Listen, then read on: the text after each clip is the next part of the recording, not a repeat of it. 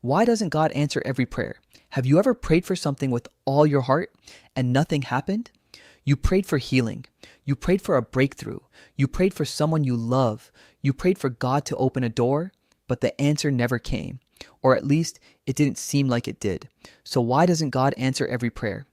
The surprising truth is that the Bible teaches that God does answer every prayer. But sometimes the answer is yes. Sometimes the answer is no. And sometimes the answer is not yet. Think about Jesus in the Garden of Gethsemane. Knowing what was about to happen, he prayed, "Father, if you are willing, take this cup from me." Yet the suffering still came. Was Jesus ignored? No. The answer wasn't the one he wanted, but it was part of a greater purpose. This reveals something many people misunderstand about prayer. Prayer is not about getting God to do whatever we want.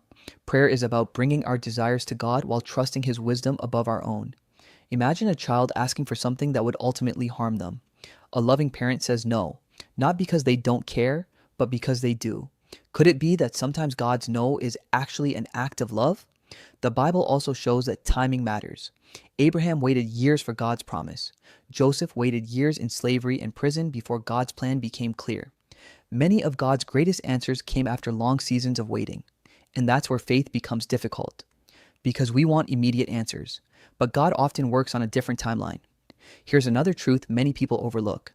Sometimes God answers prayers in ways we don't expect. We ask him to remove a problem. He gives us strength to endure it. We ask for an easier path. He develops our character through the struggle. We ask for comfort. He gives us growth. The Apostle Paul experienced this personally. 3 times he asked God to remove a painful burden from his life, but God's answer was different. "My grace is sufficient for you, for my power is made perfect in weakness." The burden remained, but so did God's presence. The Bible never promises that every prayer will be answered exactly as we want, but it does promise that God hears his children, and it promises that he works all things for good for those who love him.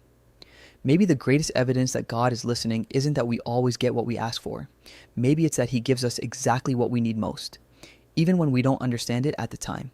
So the next time it feels like God is silent, remember this: a delayed answer is not the same as no answer, and a no answer is not the same as abandonment.